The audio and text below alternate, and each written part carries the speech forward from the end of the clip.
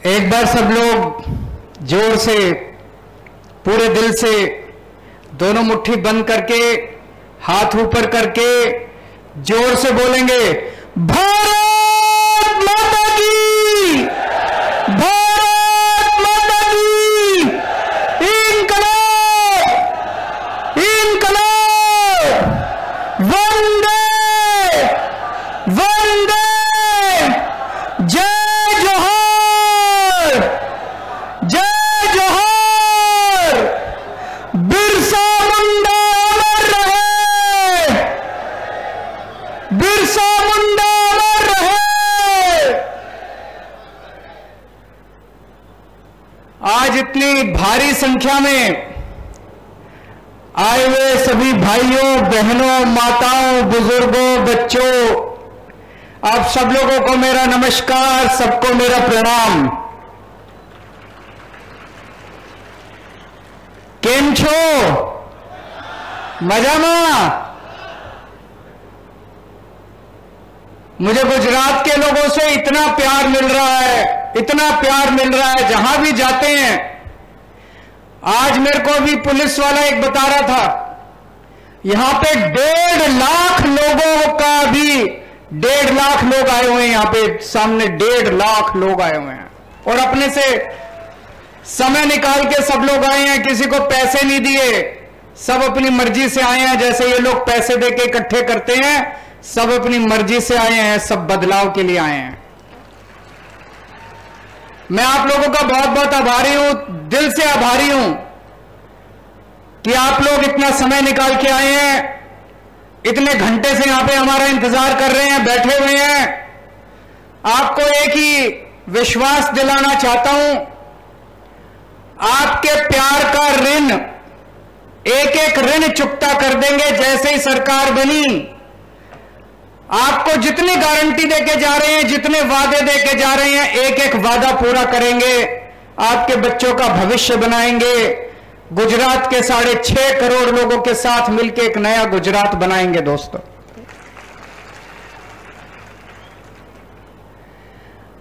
आप लोगों से पूछना चाहता हूं, कौन कौन लोग बदलाव चाहते हैं? इस बार कौन कौन बदलना चाहते हैं? वो जो सड़क पे खड़े हैं वो भी बता दे, कौन कौन बदलाव चाहता है? हाथ खड़े कर दे सब लोग। आपके लिए एक बहुत बड़ी खुशखबरी लेके आया हूं। आईबी की रिपोर्ट आई है। आईबी मतलब केंद्रीय सरकार की, केंद्र सरकार की, सेंट्रल गवर्नमेंट की एक खुफिया एजेंसी है आईबी। उसने गुजरात में घूम घूम के लोगों से पूछा, जनता से पूछा, इस बार चुनाव में किसको वोट दोगे? आईबी ने अपनी रिपोर्ट दी है कि आने वाले चुनाव के अंदर आम आदमी पार्टी की सरकार बनने जा रही है। बहुत बड़ी बात है। आप लोगों ने कमाल कर दिया, जनता ने कमाल कर दिया। एक नई पार्टी, छोटी सी पार्टी पर ईमानदार पार्टी। आप लोगों ने ईमानदार पार्टी के लिए मन बना लिया। लेकिन आईबी की रिपोर्ट में एक और बात लिखी है, सरकार तो बन रही है लेकिन अभी किनारे पे है। अभी 93-94 सीट आ रही है। 93-94 सीट आएगी तो दिक्कत है। इस बार इतना वोट डालो, इतना वोट डालो कि 150 पार कर जाए। 150 से ज्यादा सीट आनी चाहिए। एक बार जोर का धक्का मारना पड़ेगा। इतना तो पहुंच गए, सरकार बन रही है, इतना पहुंच गए, लेकिन अभी मार्जिन पे है, किनारे पे है। आप सबको मिलकर एक बार जोर का धक्का मारना पड़ेगा। एक बार जोर का धक्का मार दो, 150 पार हो जाएगी। उसके बाद अपनी 5 साल स्थिर सरकार चलेगी। दोस्तों, तो सरकार तो बन रही है। दिसंबर में 1 दिसंबर को सरकार बन जाएगी। सरकार बनने के बाद सबसे पहला काम क्या करना है? भ्रष्टाचार खत्म करना है। अपने को करना है कि नहीं करना है? भ्रष्टाचार खत्म करना है। इन लोगों ने लूट लिया गुजरात को। 27 साल इन्होंने लूटने में कोई कसर नहीं छोड़ी। इनके पास, किसी नेता के पास चले जाओ काम लेके, कहते हैं सरकार घाटे में चल रही है, सरकार घाटे में चल रही है, सरकार घाटे में। अरे कहां गया सारा पैसा? एक एमएलए है गुजरात का, इनका, चुनाव लड़ने के पहले उसकी 4 एकड़ जमीन थी, 5 साल में 1000 एकड़ जमीन हो गई, 1000 एकड़ जमीन। इन सारों ने इतने बंगले बनवा लिए, इतनी जमीन खरीद ली अपने बच्चों के नाम, अपनी बीवी के नाम, अपने मां बाप के नाम, बच्चों के बच्चे अभी हुए नहीं उनके भी नाम जमीन खरीद ली इन्होंने, प्रॉपर्टी खरीद ली इन लोगों ने। इतना पैसा कमा लिया इन लोगों ने, सबने मिलकर लूट लिया गुजरात को। कहते हैं पैसा नहीं है। गुजरात में हर साल गुजरात सरकार 2.5 लाख करोड़ रुपए खर्च करती है, 2.5 लाख करोड़ रुपए, 2.5 लाख करोड़ रुपए, इतने सारे पैसे होते हैं, इतने सारे पैसे। अभी भगवंत मान जी ने बताया आपको, आप लोग सुबह से शाम तक कितना टैक्स देते हो?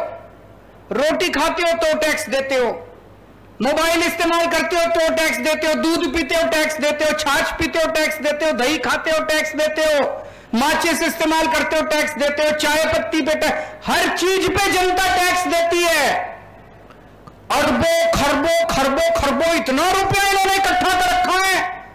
हर साल 2.5 लाख करोड़ रुपया गुजरात सरकार खर्च करती है। कहां खर्च करती है जी? 27 साल में आपके गांव में सड़क बनी? एक भी सड़क बनी आपने देखी सड़क बनती? कोई स्कूल बनाया इन्होंने? कोई अस्पताल बनाया इन्होंने? कोई कॉलेज बनाया इन्होंने? कुछ काम करा इन्होंने? कुछ भी नहीं करा। फिर पैसा कहां गया? स्विस बैंकों में चला गया, प्रॉपर्टी खरीद ली, जमीन खरीद ली, सारा पैसा खा गए ये लोग। भ्रष्टाचार बंद करेंगे, हमारी सरकार बनेगी, भ्रष्टाचार मुक्त शासन देंगे गुजरात को। गुजरात का एक एक पैसा, गुजरात सरकार का एक एक पैसा जनता पे खर्च होगा। हमारा कोई मंत्री भ्रष्टाचार नहीं करेगा, हमारा मुख्यमंत्री भ्रष्टाचार नहीं करेगा, हमारा कोई एमएलए भ्रष्टाचार नहीं करेगा, और अगर कोई भ्रष्टाचार करेगा तो जेल जाएगा। हमारा अपना भी भ्रष्टाचार करेगा, उसको छोड़ेंगे नहीं। हमारा अपना भी, भगवंत मान साहब ने कमाल कर दिया। अभी पंजाब के अंदर नई नई सरकार बनी, मान साहब को एक दिन पता चला कि उनका हेल्थ मिनिस्टर कुछ गड़बड़ कर रहा है। अभी विपक्ष को नहीं पता था, अभी मीडिया को भी नहीं पता था। किसी ने आके मान साहब के कान में बोला कि आपका हेल्थ मिनिस्टर गड़बड़ कर रहा है। इन्होंने पता कराया, पता चला हां ये गड़बड़ कर रहा है। पता है इन्होंने क्या किया? अपने हेल्थ मिनिस्टर को पकड़ के जेल में डाल दिया। कभी सुना है? 75 साल आजादी के 75 साल में पहली बार ऐसे हुआ कि किसी मुख्यमंत्री ने अपने हेल्थ मिनिस्टर को पकड़ के जेल में डाल दिया। कट्टर ईमानदार पार्टी है, कट्टर ईमानदार लोग हैं हम, कट्टर ईमानदार सरकार है हमारी। एक पैसे का भ्रष्टाचार नहीं होने देंगे। जो भ्रष्टाचार करेगा जेल जाएगा। और इन नेताओं ने गुजरात के अंदर जितने काले धंधे कर रखे हैं, जितने इतने काले धंधे चल रहे हैं, सारे काले धंधे बंद करेंगे। 2015 के बाद से आज तक जितने पेपर फूटे, ये जो पेपर फूटते हैं ये अपने आप नहीं फूटते, कोई मंत्री कराता है, कोई बड़ा नेता कराता है। आज तक कोई जेल नहीं गया। 2015 के बाद से आज तक जितने पेपर फूटे सबकी जांच दोबारा कराएंगे, और जिन जिन लोगों ने पेपर फोड़े उनको 10-10 साल तक जेल की सजा दी जाएगी।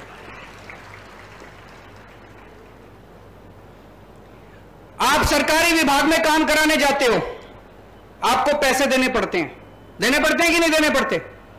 चाहे जाति प्रमाण पत्र बनवाना है, राशन कार्ड बनवाना है, बिजली का कनेक्शन लेना है, पानी का कनेक्शन लेना है, राशन कार्ड, कुछ भी काम कराना है, पैसे देने पड़ते हैं।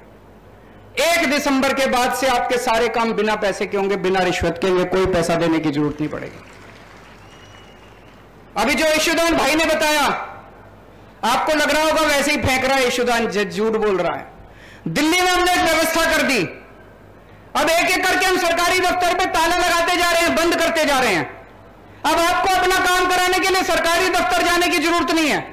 हमने ऐसी व्यवस्था कर दी, आपको कोई भी काम कराना है आप फोन करो, आप बोलो मेरे को यह काम कराना है, राशन कार्ड बनवाना है, बिजली कनेक्शन लेना है, फलाना ढिमका, सरकारी अफसर आपके घर आके आपका काम करके जाता है, आपको दफ्तर जाने की जरूरत नहीं है। गुजरात में भी यह व्यवस्था करेंगे, आपके घर आके आपका काम करेंगे, सरकारी ऑफिसर आपके घर आएगा, आपको किसी को रिश्वत देने की जरूरत नहीं, किसी को पैसा देने की जरूरत नहीं है। साफ सुथरा प्रशासन देंगे दोस्तों। कल मैं गुजरात आया, मैंने देखा चारों तरफ इन लोगों ने मेरे खिलाफ पोस्टर लगा रखे थे, इतने बड़े बड़े होर्डिंग, इतने बड़े बड़े पोस्टर मेरे खिलाफ, मेरी एक तस्वीर उसमें, और तस्वीर के बगल में इन्होंने भगवान के खिलाफ बड़े अपशब्द, अपमानजनक शब्द इन लोगों ने लिखे हुए थे भगवान जी के खिलाफ। मेरे को बड़ी तकलीफ हुई, बहुत दुख हुआ मुझे। मैं जानता हूं कि तुम लोग, ये लोग मेरे से नफरत करते हैं, ये लोग मेरे से बहुत नफरत करते हैं। तुम मेरे को जो मर्जी कर लो, भगवान के खिलाफ तो कम से कम कुछ मत बोलो, भगवान को तो बख्श दो, भगवान का अपमान तो मत करो कम से कम। भगवान का अपमान कौन करता है? पुराने जमाने में जब ऋषि मुनि तपस्या कर रहे होते थे तो राक्षस आके उनकी तपस्या भंग करते थे। जो भगवान का अपमान करता है उसको राक्षस कहते हैं। जो भगवान का अपमान करता है, भक्तों का अपमान करता है, वो कंस की औलाद कहते हैं, वो कंस की औलाद है। क्या करते थे पुराने जमाने में राक्षस?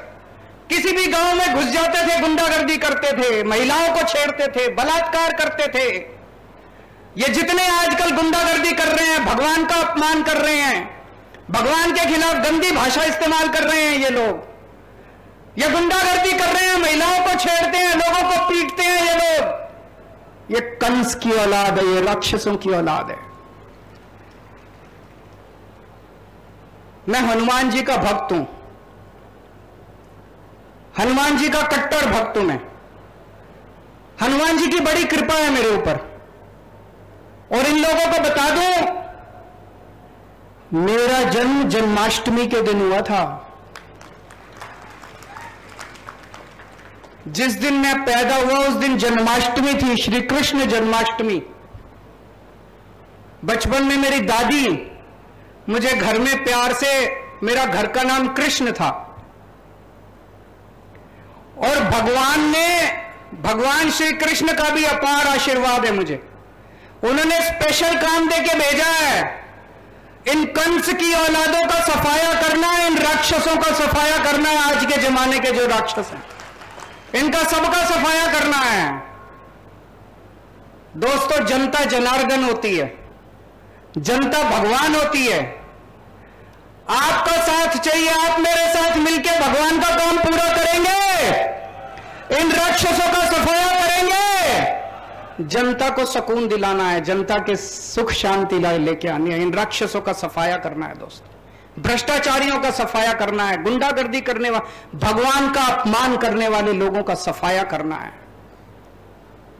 इतनी महंगाई हो गई आजकल, इतनी महंगाई, आम आदमी का जीना मुश्किल होता जा रहा है। तनख्वाह बढ़ती नहीं है, आमदनी बढ़ती नहीं है, खर्चे बढ़ते जा रहे हैं। दिल्ली में और पंजाब में हमने एक काम करा दी, हमने सोचा हम क्या कर सकते हैं, जनता को महंगाई से छुटकारा देने के लिए क्या कर सकते हैं। हम लोगों ने दिल्ली में और पंजाब में बिजली फ्री कर दी, बिजली फ्री कर दी, और पुराने बिजली के बिल माफ कर दिए। जैसे मान लो आपका पुराना 70,000 रुपए का बिल है, 80,000 रुपए का पुराना बिल है, कई बार ये गलत बना के भेज देते हैं। हमने पुराने सारे बिल माफ कर दिए, मौजूदा बिजली के बिल जीरो कर दिए, अब सबके बिल जीरो आ रहे हैं। सबके, दिल्ली में भी और पंजाब में भी सबके बिजली के बिल जीरो आ रहे हैं। दोस्तों, गुजरात में आपको भी महंगाई से छुटकारा दिलाएंगे। होना चाहिए कि नहीं होना चाहिए? गुजरात में 1 मार्च से नोट कर लो, केजरीवाल जो कहता है करता है, मैं झूठ नहीं बोलता। मैं 2 बातें कम करता हूं लेकिन एक बात पूरी करता हूं जो कहता हूं।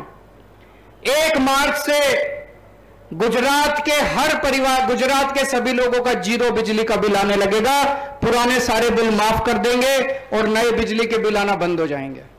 बिजली आएगी, 24 घंटे बिजली आएगी, बिल नहीं आएगा। मैंने जब ये बोला तो ये मेरे ऊपर खूब गालियां दे रहे हैं। दोनों बीजेपी वाले, कांग्रेस वाले खूब गालियां दे रहे हैं। केजरीवाल फ्री की रेवड़ी बांट रहा है, केजरीवाल फ्री की रेवड़ी बांट रहा है। आपको पता है गुजरात के मुख्यमंत्री को हर महीने कितनी बिजली फ्री मिलती है? 5000 यूनिट बिजली फ्री मिलती है गुजरात के सीएम को। 5000 हर महीने। हर मंत्री को 4000 यूनिट बिजली मुफ्त मिलती है। हर मंत्री को, सीएम को 5000 यूनिट, मंत्री को 4000 यूनिट। केजरीवाल जब कहता है जनता को 300 यूनिट बिजली मुफ्त दूंगा तो इनको मिर्ची लगती है।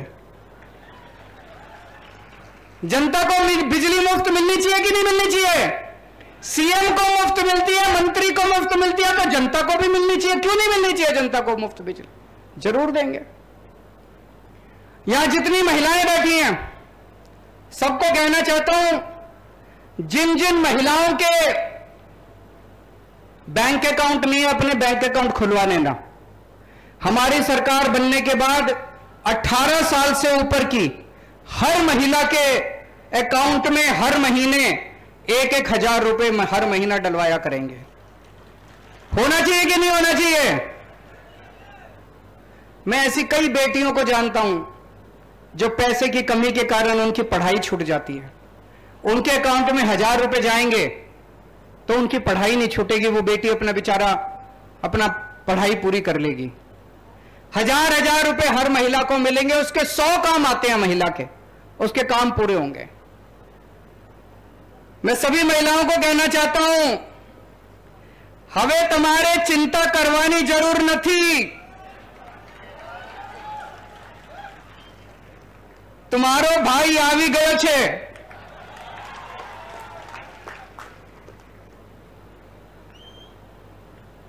दोस्तों, दिल्ली में पहले सरकारी स्कूलों का बहुत बुरा हाल था, जैसे गुजरात के अंदर सरकारी स्कूलों का बुरा हाल है। आदमी सरकारी स्कूल में अपने बच्चे को तब भेजता है जब गरीबी में उसके पास पैसा नहीं होता, पढ़ाने के लिए पैसा नहीं होता, सरकारी स्कूल में भेज देता है। दिल्ली में भी पहले स्कूल टूटे पड़े थे, बिल्डिंग टूटी पड़ी थी, छत टूटी पड़ी थी, बैठने को जगह नहीं थी, टीचर पढ़ाते नहीं थे। 5 साल के अंदर हमने दिल्ली के सारे सरकारी स्कूलों को शानदार बना दिया। शानदार। सारी बिल्डिंग तोड़ तोड़ के नई बिल्डिंग बना दी। प्राइवेट से भी अच्छे सरकारी स्कूल बना दिए। अब दिल्ली की जनता प्राइवेट स्कूलों से नाम कटा कटा के सरकारी स्कूल में भर्ती करा रहे हैं। कभी सुना था? इस साल 4 लाख बच्चों ने अपने सरकारी स्कूल से नाम कटा के प्राइवेट स्कूल से नाम कटा के सरकारी स्कूल में भर्ती कराए। अब सरकारी स्कूलों में बच्चे, मजदूर का बच्चा इंजीनियर बन रहा है, रिक्शे वाले का बच्चा डॉक्टर बन रहा है, किसान का बच्चा वकील बन रहा है, गरीबों के बच्चे, बड़े बड़े हजारों बच्चे डॉक्टर बन रहे हैं, इंजीनियर बन रहे हैं। प्राइवेट स्कूलों के बच्चे इतने नहीं बन रहे जितने सरकारी स्कूलों के बच्चे अब शानदार बन रहे हैं। और सोचो, एक मजदूर का बच्चा अगर इंजीनियर बन जाता है, इंजीनियर बनने के बाद उसकी तनख्वाह कितनी होती है? 2 लाख 3 लाख रुपए महीना। उसके तो परिवार की गरीबी दूर हो गई कि नहीं हो गई? अगर हम अपने सारे बच्चों को अच्छी शिक्षा दे दें, सबकी गरीबी दूर हो सकती है, सब अमीर बन जाएंगे, सारे लोग अमीर बन जाएंगे। गुजरात में भी ऐसे ही करेंगे। गुजरात के सरकारी स्कूल, खूब सारे नए सरकारी स्कूल बनाएंगे। अभी जो स्कूल है उनको तोड़ तोड़ के नए बड़े शानदार सरकारी स्कूल बनाएंगे। मैं आपको यकीन दिला रहा हूं, 5 साल के अंदर, 5 साल दे दो, 5 साल के अंदर ऐसे शानदार गुजरात में सरकारी स्कूल बना दूंगा, आपको प्राइवेट स्कूल की जरूरत ही नहीं पड़ेगी। प्राइवेट स्कूल सारे जने भूल जाओगे आप लोग। लेकिन अगर फिर भी आपको अपने बच्चों को प्राइवेट स्कूल में पढ़ाना है, जिसको भी, मेरे को पता चला है प्राइवेट स्कूल वालों ने गुंडागर्दी मचा रखी है। मचा रखी कि नहीं मचा रखी? जब मर्जी फीस बढ़ा देते हैं, जब मर्जी पैसे मांगते हैं। इनकी गुंडागर्दी रोकेंगे। दिल्ली के अंदर भी पहले गुंडागर्दी करते थे। 7 साल में हमने प्राइवेट स्कूल वालों को दिल्ली में फीस नहीं बढ़ाने दी। पंजाब में भी हमने फीस बढ़ाने से रोक दिया प्राइवेट स्कूल वालों को। गुजरात के अंदर भी प्राइवेट स्कूल वालों को फीस नहीं बढ़ाने देंगे दोस्तों। तमार बानकने डॉक्टर, इंजीनियर, वकील बनावीस, तमार गरीबी दूर करीस। दिल्ली में पहले सरकारी अस्पतालों का बुरा हाल था। घर में कोई बीमार हो जाए, हजारों रुपए खर्च करने पड़ते थे लोगों को। करने पड़ते हैं कि नहीं करने पड़ते? प्राइवेट अस्पताल में ले जाओ, छोटी सी बीमारी हो, हजारों रुपए खर्च हो जाते हैं। हमने दिल्ली में गली गली में मोहल्ला क्लिनिक खोल दिए। मोहल्ला क्लिनिक में सारी दवाइयां फ्री है, सारे टेस्ट फ्री हैं, सबका इलाज फ्री है। शानदार बड़े बड़े सरकारी अस्पताल बना दिए, उसमें सबका इलाज फ्री है। दिल्ली के 2 करोड़ लोगों का इलाज, चाहे 20 लाख 30 लाख रुपए भी खर्चा है, सारा इलाज मुफ्त है। दवाइयां भी मुफ्त है, ऑपरेशन भी मुफ्त है, डॉक्टर की फीस भी मुफ्त है, सब मुफ्त है। गुजरात का भी मैंने पूरा प्लान बना रखा है। गुजरात में हमारी सरकार बनेगी, हर गांव के अंदर एक एक मोहल्ला क्लिनिक खोलेंगे। उस क्लिनिक में एक एमबीबीएस डॉक्टर बनाएंगे, वहां पे आपकी सारी दवाइयां मुफ्त होंगी, सब कुछ मुफ्त होगा, सारा इलाज मुफ्त। और अगर बड़ी बीमारी हो जाए, पूरे गुजरात के अंदर कई सारे बड़े बड़े सरकारी अस्पताल बनाएंगे दिल्ली की तरह, और 6.5 करोड़ गुजरातियों का हर एक का सारा इलाज मुफ्त होगा, चाहे अमीर हो चाहे गरीब हो, चाहे कितना भी खर्चा है, आपका सारा इलाज मुफ्त किया जाएगा। मुझे राजनीति करनी नहीं आती, मुझे पॉलिटिक्स करनी नहीं आती। पढ़ा लिखा आदमी हूं मैं, शरीफ आदमी हूं, ईमानदार आदमी हूं। मेरे को इनकी तरह गुंडागर्दी करनी नहीं आती, इनकी तरह भ्रष्टाचार करना नहीं आता। मेरे को स्कूल बनाने आते हैं, मेरे को अस्पताल बनाने आते हैं। अगर गुंडागर्दी चाहिए, इनके पास चले जाना। अगर राजनीति चाहिए, गंदी राजनीति चाहिए, भ्रष्टाचार चाहिए, इनके पास चले जाना। अगर अपने बच्चों के लिए स्कूल बनवाने हैं, कॉलेज बनवाने हैं, मेरे पास आ जाना। अगर अपने परिवार के लिए अस्पताल बनवाने हैं तो मेरे पास आ जाना। दोस्तों, आप में से कौन कौन बेरोजगार है, जरा हाथ खड़े करें। सब लोग बेरोजगार हैं। मैंने अभी एक टीवी चैनल में देखा, एक रिपोर्टर ने इनके बड़े नेता से पूछा कि सर इतनी ज्यादा बेरोजगारी है, इसके बारे में क्या कर रहे हो? बोले जो बेरोजगार हैं ये लोग निकम्मे हैं, ये लोग काबिल नहीं है, इनको कुछ आता नहीं है, इनको रोजगार नहीं मिल सकता। मुझे बड़ा गुस्सा आया। ये हमारे बच्चों को बेरोजगार बोल, हमारे बच्चों को निकम्मा बोलते हैं, लोगों को ये गालियां देते हैं, सरेआम गालियां देते हैं। इतना घमंड हो गया इन लोगों को, इतना अहंकार हो गया इन लोगों को। मैं आपसे पूछना चाहता हूं, आप लोग निकम्मे हो कि इनके बच्चे निकम्मे हैं? इनके बच्चे निकम्मे हैं। तुम्हारे इनके बच्चे निकम्मे हैं। इनके बच्चों को फिर भी चेयरमैन बना देते हैं, एमएलए बना देते हैं, टिकट दे देते हैं। हमारे बच्चों को मौका नहीं मिलता। मौका देके देखो, तुम्हारे बच्चों को पीछे छोड़ देंगे हमारे बच्चे। आपको रोजगार मैं दूंगा, आपके लिए रोजगार की व्यवस्था मैं करूंगा। मैंने पूरी प्लानिंग कर रखी है। दिल्ली हमने 12 लाख बच्चों को रोजगार दिए हैं, 12 लाख बच्चों को। भगवंत मान ने पंजाब में अभी 20,000 से ज्यादा सरकारी नौकरियां निकाली, अभी 6 महीने भी नहीं हुए। हमें रोजगार देना आता है। गुजरात के लिए पूरी प्लानिंग करी है, कैसे हर युवा को रोजगार देना है। जब तक रोजगार नहीं मिलेगा, हर युवा को 3-3 हजार रुपए बेरोजगारी भत्ता दिया जाएगा। होना चाहिए कि नहीं होना चाहिए? और 10 लाख सरकारी नौकरियां, नई सरकारी नौकरियां निकाली जाएंगी। इतने सारे हम सरकारी अस्पताल बनाएंगे, इतने मोहल्ला क्लिनिक बनाएंगे, इतने नए स्कूल बनाएंगे, इतना काम करेंगे, खूब सरकारी नौकरियां निकलेंगी, खूब नई नौकरियां निकलेंगी। 10 लाख सरकारी नौकरियां निकाली जाएंगी। और ये जितने पेपर फूटते हैं, हमारी अभी तक दिल्ली और पंजाब में एक भी पेपर नहीं फूटा। अब से 1 दिसंबर के बाद गुजरात में कोई पेपर नहीं फूटेगा। अगर कोई पेपर फोड़ेगा तो 10 साल के लिए उसको जेल भेजेंगे। अभी तक जितनी वैकेंसी हैं, तलाटी के पेपर नहीं हुए, टेट के पेपर नहीं हुए, टेट के पेपर नहीं हुए, पुलिस में भर्तियां बाकी है। पूरे 1 साल का हमने शेड्यूल बनाया है। फरवरी में तलाटी के पेपर हो जाएंगे, मई के महीने में टेट के और टेट के पेपर हो जाएंगे। उसके बाद दिसंबर तक आते आते सारे पुलिस की भर्तियां करके सबको बिना पेपर फोड़े सबकी भर्ती कर देंगे।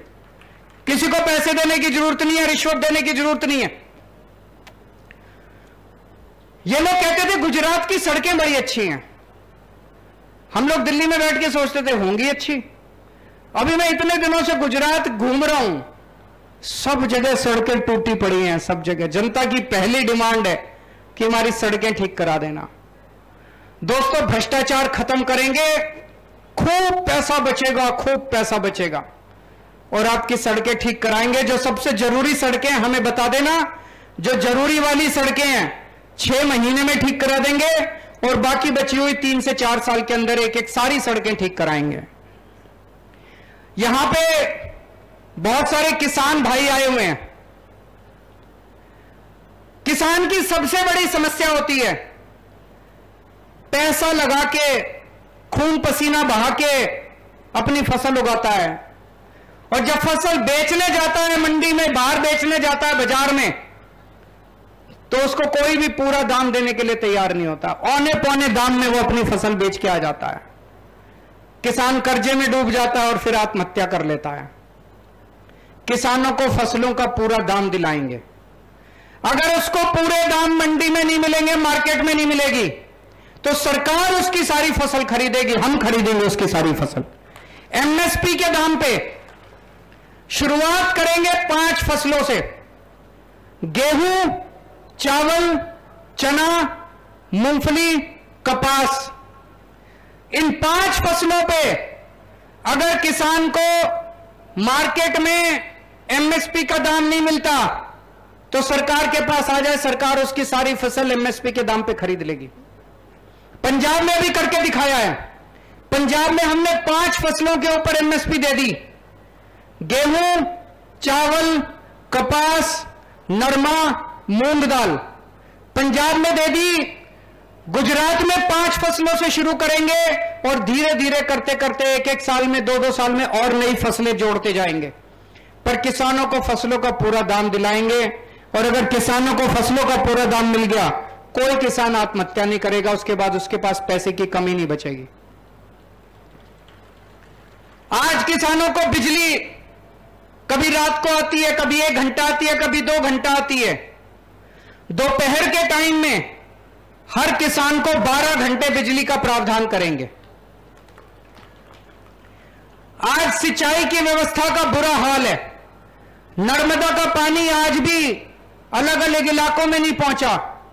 आपके लिए सिंचाई की व्यवस्था करेंगे और नर्मदा के पानी को कोने कोने तक पहुंचाएंगे दोस्तों। और अगर आपकी फसल बर्बाद होती है, तो दिल्ली में हम लोगों ने एक योजना बना दी दिल्ली में। अगर आपकी फसल बर्बाद होती है, 50,000 रुपए प्रति हेक्टेयर के हिसाब से हम किसान को मुआवजा देते हैं। ऑटोमेटिक मुआवजा मिल जाता है उसको 1 महीने के अंदर। अब हमने पंजाब में भी व्यवस्था कर दी, गुजरात में भी अगर सरकार बनेगी तो 50,000 रुपए प्रति हेक्टेयर के हिसाब से किसानों को फसल बर्बाद होने पर मुआवजा दिलाएंगे। यहां पे बहुत सारे आदिवासी भाई बहन आए हुए हैं। पैसा लागू करेंगे। अभी तक सरकार की नीयत खराब थी, कोई सरकार पैसा लागू नहीं करना चाहती। ग्राम सभाओं को पूरा अधिकार देंगे आपका जल, जंगल, जमीन, इसके ऊपर ग्राम सभा का अधिकार होगा। जो गांव वाले कहेंगे उनकी मर्जी के बिना कोई आपकी जमीन नहीं ले सकता। 5th शेड्यूल संविधान का लागू करेंगे। आदिवासी लोगों को, उनके भाई बहनों को पूरा अधिकार, आदिवासी लोगों का जो अधिकार है सब अधिकार दिलाएंगे। अभी अयोध्या में राम मंदिर बन रहा है, अगले साल तक पूरा हो जाएगा। कौन कौन लोग रामचंद्र जी के दर्शन करना चाहते हैं? हाथ खड़े करके बताएं। सब लोग वहां पे जाना चाहते हैं, लेकिन जाने के लिए पैसे चाहिए। पैसे की कमी हो जाती है। पूरा परिवार लेके जाओ तो और खर्चा आता है, आना जाना, रहना, खाना पीना। दिल्ली में हमने शुरू किया है।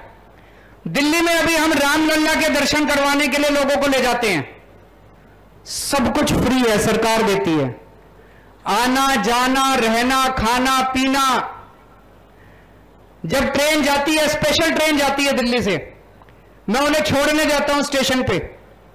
जब ट्रेन आती है मैं उन्हें लेने जाता हूं। इतने खुश होते हैं लोग, इतना आशीर्वाद देते हैं लोग, इतना आशीर्वाद देते हैं। गुजरात के लोगों को भी अयोध्या में रामचंद्र जी के दर्शन कराएंगे, फ्री में दर्शन कराएंगे। ये लोग मेरे को खूब गालियां देते हैं, केजरीवाल सब कुछ फ्री फ्री फ्री क्यों दे रहा है। मैं आपसे पूछना चाहता हूं, हमारे देश के बच्चों को अच्छी शिक्षा फ्री में मिलनी चाहिए कि नहीं मिलनी चाहिए? हाथ खड़े करके बता दो। हमारे देश में पैदा होने वाले हर आदमी को, हर औरत को अच्छा इलाज फ्री में मिलना चाहिए कि नहीं मिलना चाहिए? हमारे देश में लोगों को फ्री में बिजली मिलनी चाहिए कि नहीं मिलनी चाहिए? मिलनी चाहिए। ये इतना फ्री के खिलाफ क्यों बोलते हैं? क्यों कहते हैं केजरीवाल फ्री दे रहा है, फ्री दे रहा है, नहीं देना चाहिए? इनको डर लगता है सब कुछ फ्री दे दिया तो इनको लूटने के लिए कुछ नहीं बचेगा। मैं कहता हूं स्कूल बनवाऊंगा, कहते नहीं नहीं स्कूल नहीं बनेंगे। मैं कहता हूं अस्पताल बनवाऊंगा, दवाइयां फ्री दूंगा, ये कहते नहीं नहीं अस्पताल नहीं बनाने देंगे। मैं कहता हूं मैं बिजली फ्री दूंगा, नहीं नहीं बिजली फ्री नहीं देंगे। क्यों? इनको लगता है स्कूल बन गए, अस्पताल बन गए, मोहल्ला क्लिनिक बन गए, सड़कें बन गई तो इनके लूटने के लिए पैसा नहीं बचेगा। दोनों इकट्ठी हो गई पार्टियां, दोनों खूब गालियां दे रही है मेरे को। आजकल मैंने सुना है पिछले कुछ दिनों से, जब से ये आईबी की रिपोर्ट आई है, दोनों की रात को 12 बजे सीक्रेट मीटिंग होती है। दोनों पार्टियों की, दोनों की सीक्रेट मीटिंग होती है। दोनों तय करते हैं कल केजरीवाल को यह गाली देनी है। सुबह सुबह 10 बजे एक पार्टी कहती है केजरीवाल कुत्ता है, 11 बजे दूसरी पार्टी कहती है केजरीवाल कमीना है, 12 बजे तीसरी पार्टी कहती है केजरीवाल आतंकवादी है, 1 बजे दूसरी पार्टी कहती है केजरीवाल खालिस्तानी है। खूब गालियां दे रहे हैं लोग, खूब गालियां दे रहे हैं। दोस्तों इनके चक्कर में मत पड़ना, ऊपर वाले की कुछ कृपा हो रही है। पूरा गुजरात इस टाइम बदलाव की आंधी चल रही है। पूरे गुजरात के अंदर जबरदस्त आंधी चल रही है।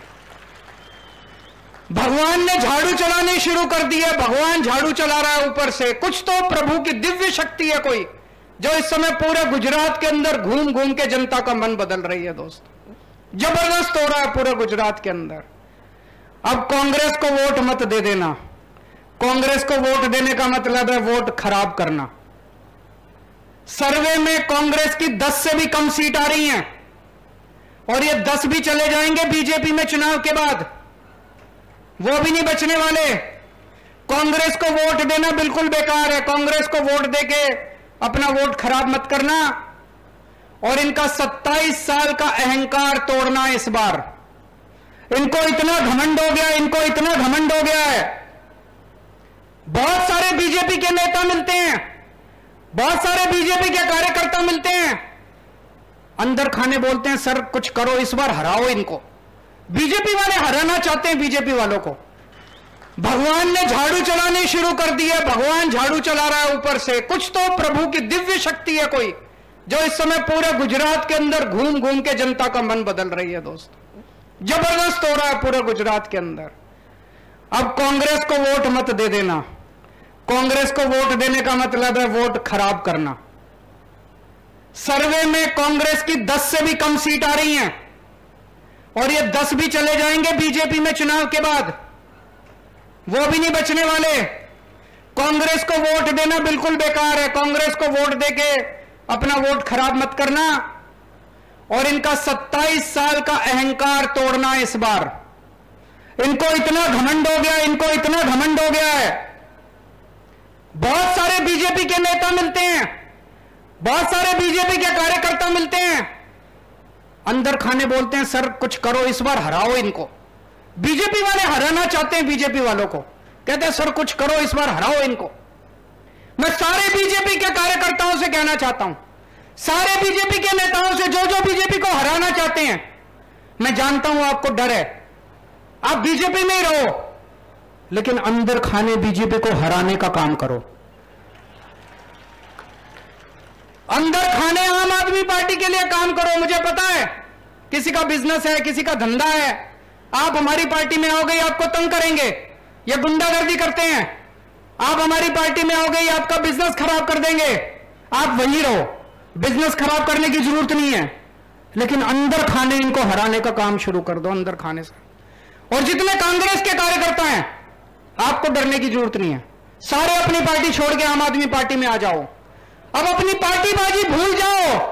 ये नई आंधी चल रही है, नई राजनीति, नई पार्टी, नए चेहरे, नए विचार, नया सवेरा आने वाला है। सब लोग नया गुजरात बनाने के लिए इकट्ठे हो जाओ, सब लोग, चाहे आप इस पार्टी में हो, चाहे उस पार्टी में हो, पार्टी मत देखो, गुजरात के लिए काम करो, देश के लिए काम करो। अपनी अपनी पार्टियां छोड़ दो, अपनी अपनी पार्टियों को भूल जाओ दोस्तों। और आज इन्होंने, आजकल ये बीजेपी वालों ने एक और चर्चा शुरू करी है।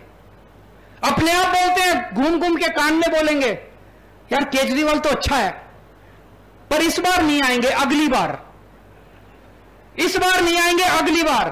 कोई आके बोले ना, समझ जाना बीजेपी वाला है, उनको बोला नहीं अगली बार नहीं, इसी बार बोलो, इसी बार बोलो, अगली बार नहीं, इसी बार।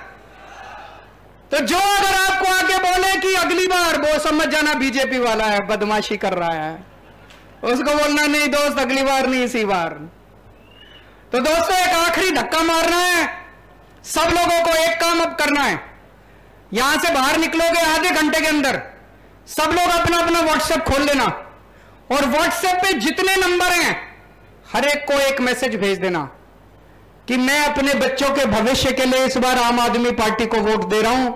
मेरे दोस्त, मेरे भाई, तू भी इस बार एक बार आम आदमी पार्टी को दे दे। सबको बाहर निकल के सबको मैसेज करोगे, नहीं करोगे? भगवान कसम, सब लोग अपने अपने दोस्तों को, जितनी कॉन्टैक्ट लिस्ट में जितने नंबर है सबको मैसेज कर देना। और अभी जो ईशुदान भाई ने कहा, अपने गांव में जाके, अपने मोहल्ले में जाके कम से कम 100 लोगों को वोट देने के लिए तैयार करना है। मेरे पास पैसे नहीं है चुनाव लड़ने के लिए, मैं बहुत मेहनत कर रहा हूं, भगवंत मान के पास भी नहीं है, हमारे ईशुदान के पास भी नहीं है, पार्टी के पास भी नहीं है, ईमानदार लोग हैं, हमने पैसे नहीं कमाए, हमारे अकाउंट खाली पड़े हैं, लेकिन हमें आपका साथ मिल रहा है, आपका आशीर्वाद मिल रहा है, विश्वास मिल रहा है, प्यार मिल रहा है। आपका साथ चाहिए। आप लोगों को यह चुनाव लड़ना पड़ेगा। अपने अपने गांव में घर घर जाके कम से कम एक आदमी 100 वोट तैयार करेगा। करोगे? आजकल गुजरात के लोगों ने एक नया नारा निकाला है, एक कटोरी 2 समोसा। जोर से बोलो, एक कटोरी 2 समोसा, भाजपा तेरा क्या भरोसा। एक कटोरी 2 समोसा,